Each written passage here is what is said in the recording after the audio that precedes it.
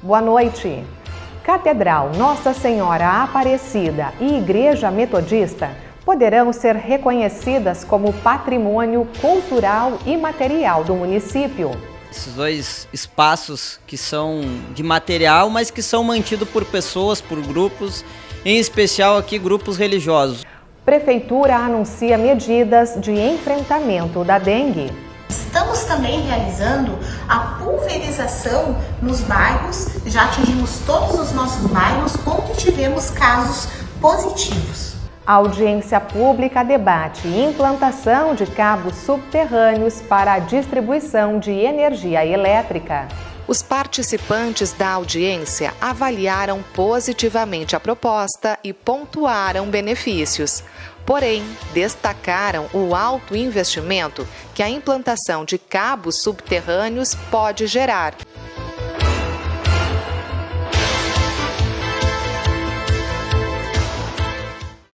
Os projetos de lei número 04 e 05 foram protocolados pelo vereador Michel Oliveira. Os textos reconhecem a Igreja Metodista e a Catedral Nossa Senhora Aparecida como patrimônio cultural e material do município. A necessidade desses dois projetos busca a valorização desses dois prédios, esses dois espaços que são de material, mas que são mantidos por pessoas, por grupos, em especial aqui grupos religiosos. Um que segue a questão metodista e presbiteriana e a outra da questão católica, né? Mas para além desse debate, a importância desses dois espaços para a nossa comunidade. E também para que a gente busque proteger esses prédios em todos os seus contextos, na questão arquitetônica, na questão também de preservação desses locais, né? Para que fiquem ainda mais confortáveis, para que a gente possa garantir também, por exemplo, aqui a Catedral já foi o símbolo de Passo Fundo, é um ponto turístico, uma referência da nossa cidade. Também, não menos importante, a nossa Igreja Metodista, que existe aí há mais de 100 anos, também um dos prédios históricos que manteve todas as suas características originais. Se teve alguma modificação, óbvio que foi por necessidade estrutural de fazer melhorias. Mas a minha ideia com esses dois projetos é poder preservar, conservar e proteger esses espaços, né? Para que a gente possa manter e principalmente, se houverem ações de melhorias, de reparos, como agora a Catedral vai ter, por que não o Executivo Municipal buscar ajudar de alguma forma? Talvez, sendo parte do patrimônio do município, fazendo parte do nosso patrimônio cultural e material, nós tenhamos aí justificativa para fazer um apoio numa melhoria, num reparo que venha a ser, porque é um bem da comunidade, os estabelecimentos religiosos não têm fins lucrativos, então eles estão sempre à disposição para prestar auxílio espiritual, e nada melhor que quando o cidadão for buscar esse auxílio na sua congregação, no exercício da sua fé, ele tem um espaço conservado e protegido para exercer o seu direito. Costumo dizer que a gente está, aos poucos, perdendo muito parte da nossa história, de espaços, óbvio, que precisam de manutenção, mas convenhamos, nós temos legislações que protegem esses lugares, nós temos que estar atento, é parte do nosso trabalho fiscalizar, não só fiscalizar, mas também criar leis que protejam e que venham também atender às necessidades desses grupos. Vou citar um exemplo aqui que não é o caso, mas, por exemplo, o prédio Visconde da Moron. Um prédio que está só com a sua fachada e que, infelizmente, a parte estrutural daquele espaço está já toda deteriorada. Quem sabe, se a gente tivesse agido lá atrás, nós podíamos ter salvado aí um espaço que eu já fiz uma indicação, inclusive, nesse sentido, para proteger. É o que eu não quero que aconteça com esses dois estabelecimentos aí, com esses dois espaços. O Estado segue atualizando o painel com o aumento do número de casos de dengue. Diante disso, o governo municipal anunciou novas estratégias para intensificar os cuidados e a prevenção do combate do mosquito transmissor da doença. As pessoas não estão entendendo, não querem acreditar que a dengue está matando.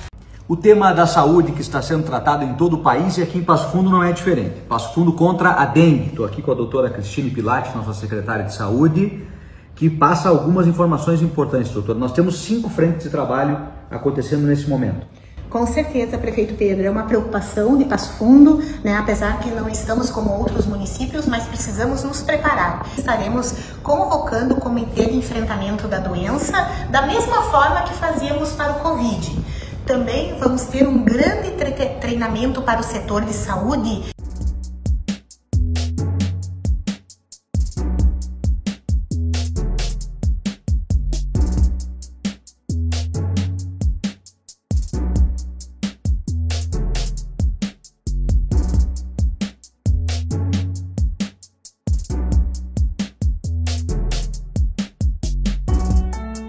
Estamos também realizando a pulverização nos bairros, já atingimos todos os nossos bairros onde tivemos casos positivos.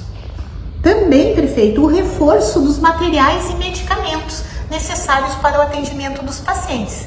E aqui também uma aquisição breve de testes rápidos. Lembrando que estamos atualmente com mais de 50 agentes de endemia orientando a população, fazendo esse enfrentamento e procurando focos de dengue na nossa cidade.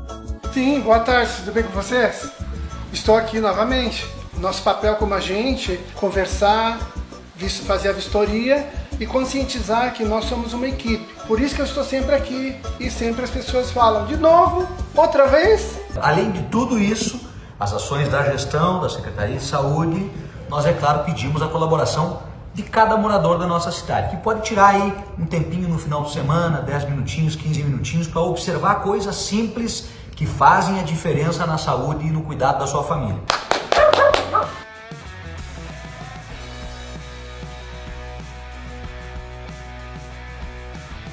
Eu sou Mariluce, eu sou agente de endemias.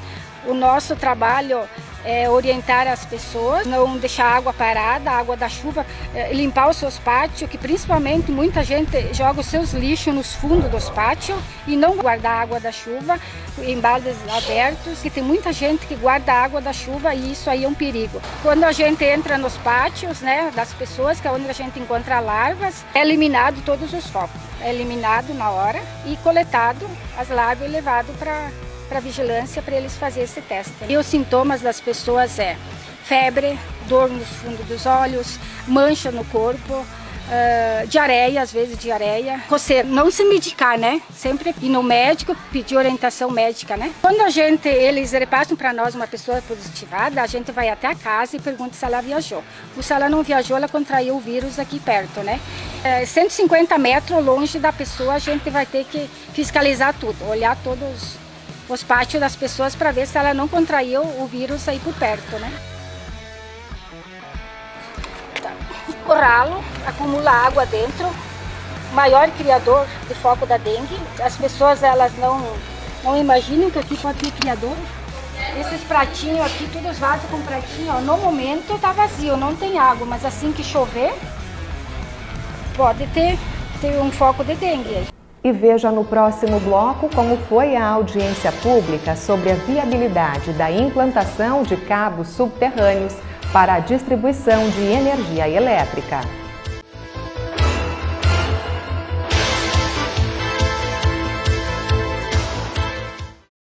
Saúde Brasil apresenta 5 dicas para aumentar o consumo de água.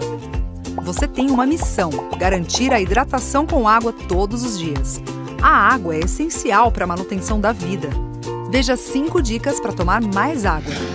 Dica 1. Faça da água sua melhor amiga e leve-a aonde você for. Assim, sempre vai lembrar de beber um pouco. Dica 2. A água pura ou aromatizada é a melhor opção para a ingestão de líquidos. Pode ser com rodelas de limão, com folhas de hortelã ou com gengibre, por exemplo. Dica 3.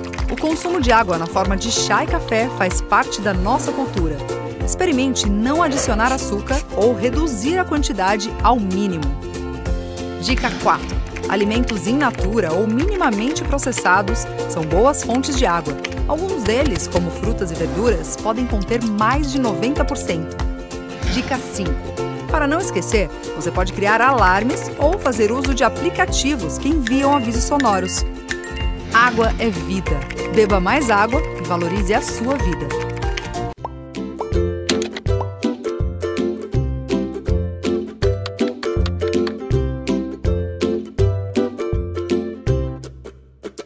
Um veículo pode ser removido e encaminhado para um depósito por infração de trânsito, por envolver-se em acidente com lesões corporais ou por envolvimento em qualquer tipo de ato ilícito penal.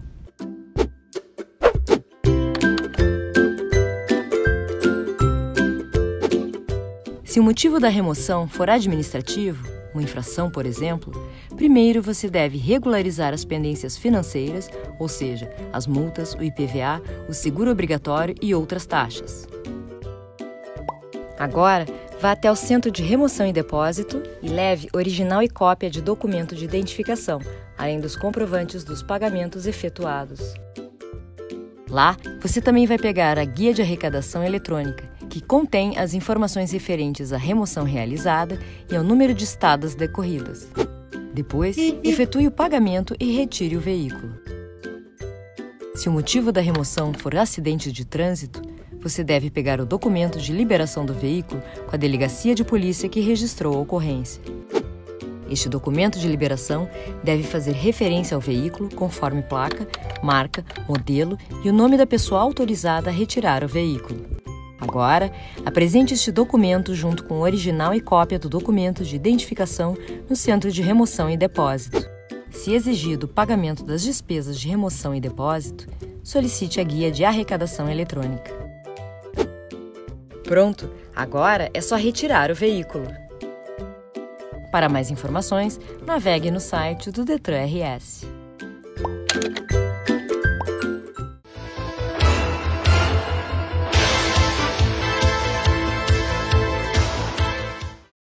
Estamos de volta para acompanhar o debate realizado ontem à noite.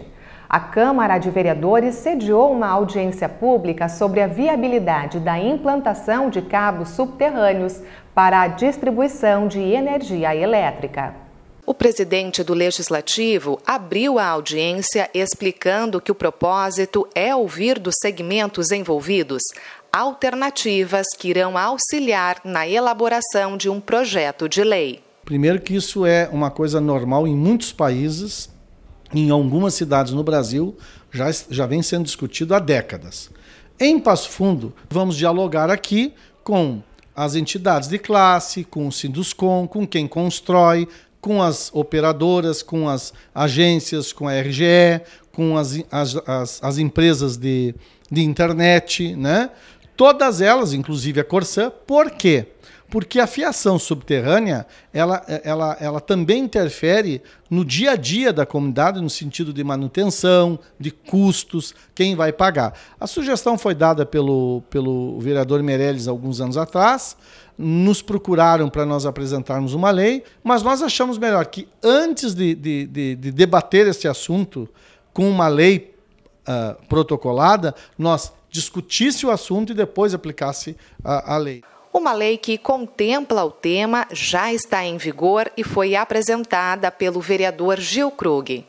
Hoje, inclusive, está acontecendo mais uma ação do programa Poste Limpo. O que nos fez criar essa legislação foi observar um problema que acontece não só em Passo Fundo, mas em várias cidades. E algumas cidades já vinham fazendo esse trabalho, criaram essa legislação. Então, nesse formato, adaptamos para o município de Passo Fundo. E hoje estamos colhendo o resultado. Teremos a terceira ação da Operação Limpa Poste, onde retiramos a fiação em desuso, a fiação de excesso de cabeamento, onde que teve um trabalho muito conjunto, né, que deu início devido à minha autoria da minha lei, e posteriormente procurei o Ministério Público, onde o Paulo Cirne foi totalmente favorável, foi uma peça fundamental, onde cobramos da concessionária de rede elétrica que detém o poder sobre os postes, e cobra, sim, das empresas terceirizadas, dos subsidiários que também fazem utilização para desempenho da sua rede elétrica. Os participantes da audiência avaliaram positivamente a proposta e pontuaram benefícios. Porém, destacaram o alto investimento que a implantação de cabos subterrâneos pode gerar, inclusive ao contribuinte. O que nós temos hoje na nossa fiação aérea é um grande emaranhado de fios. Justamente por isso, o Ministério Público tem desenvolvido um trabalho a partir de uma lei do vereador Gil Krug e temos, com uma grande parceria das empresas de telecomunicação, de energia e da própria prefeitura, começado esse trabalho de melhoria dos fios de energia, uma limpeza, uma remoção de fios. Não significa com isso que se vai terminar com a poluição visual da cidade, mas pelo menos vão se evitar acidentes. Esse é um trabalho que está sendo desenvolvido. A fiação subterrânea é uma meta muito interessante na visão do Ministério Público, porque termina com essa poluição visual e esse risco de acidentes. O problema nosso da fiação subterrânea é o custo. O custo é muito elevado. O custo é 10 vezes maior que a implantação de uma rede aérea. E a troca dessa fiação aérea, como nós temos, por uma fiação subterrânea, ela é complexa. Então, isso tem que ser avaliado, claro, com muito cuidado, né? Há necessidade realmente de orçamento que permita a realização disso, de parcerias, né? Claro que o Ministério Público é a favor, mas não é possível exigir isso da administração pelo alto custo. Se for implantado, o ideal é que comece por pequenos trechos da cidade. Podemos embelezar, por exemplo, a Rua Moron, a Independência, a General Neto. Aí sim eu vejo uma viabilidade de implantação, pensando em alguns trechos da cidade para ser um cartão postal da cidade. As análises preliminares que a gente faz, de fato, dão conta de se tratar de algo bastante complexo, especialmente nas regiões da cidade que já estão consolidadas, já estão bastante ocupadas, né? Seja por residências unifamiliares, ou por edificações, ou por indústrias, né? Então, portanto, isso exige um aprofundamento dessa discussão. Já é um pouco diferente quando a gente pensa na expansão da cidade, quando a gente for pensar em novos loteamentos, novos condomínios, talvez o transtorno seja menor, né? Embora o custo possa continuar sendo elevado, mas é algo que a gente precisa construir juntos, legislativo, executivo, a sociedade civil organizada, como a gente teve aqui nessa audiência, para a gente poder encontrar alternativas e cada vez mais qualificar a cidade para as pessoas. Para a questão de loteamentos, né, aí o município, se assim entender, dentro do plano diretor dele, ele pode estabelecer esse padrão da rede subterrânea, né? O interessado, ele vai aprovar esse projeto junto à distribuidora, bem como arcar com esse custo de implantação. De forma massiva, hoje a ANEEL, até em função do critério da modicidade tarifária, né, onde, vamos dizer assim, isso se reverteria numa substituição massiva de rede subterrânea, de rede aérea por subterrânea, né, esse custo diluído entre os consumidores. Então, essa é a razão da gente não do Brasil, né, em função da sua legislação federal, não adotar esse padrão de rede. Não é uma obra simples, né? As edificações e o adensamento da cidade hoje é muito complexo, né? A gente vinha falando que as quadras predominantes do centro da cidade, dos bairros mais valorizados e mais adensados já estão bem definidos. Mas é uma discussão muito produtiva. Acredito que o patamar da cidade ele passa por um outro tipo de patamar. A cidade vai ser muito mais vista de uma forma diferente, né? Acho que é o desejo da sociedade também ter esse tipo de situação. A gente deixa de ter problemas recorrentes como temporais, acidentes, alguma desconexão de alguma enfiação, que isso é muito visível hoje em dia. Mas sim, temos que planejar, tem que ser muito debatido. Acho que a ideia do Saúde trazer esse debate inicial e começar uma discussão com técnicos, né, tanto da parte elétrica como a entidade Sinuscom também, com a representatividade que o Sinuscom tem, e dar um pontapé inicial para sim, junto com todas essas cabeças pensantes, a gente desenvolver a nossa cidade de forma gradativa, mas com certeza o melhoramento futuro ficaria muito diferente. E o Jornal da Câmara de hoje termina aqui. Obrigada pela sua companhia, uma ótima noite e até amanhã.